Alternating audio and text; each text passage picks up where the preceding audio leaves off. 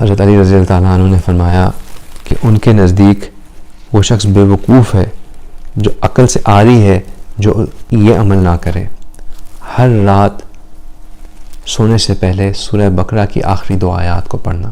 حضرت علی کہتے ہیں کہ جو شخص اس کو نہ کرے میری نزدیک وہ عقل سے عاری ہے، یعنی کہ نہایت ہی بے وقوف انسان ہے، اس کو احساس ہی نہیں ہے کہ وہ کتنا بڑا اجر سے محروم ہو رہا ہے۔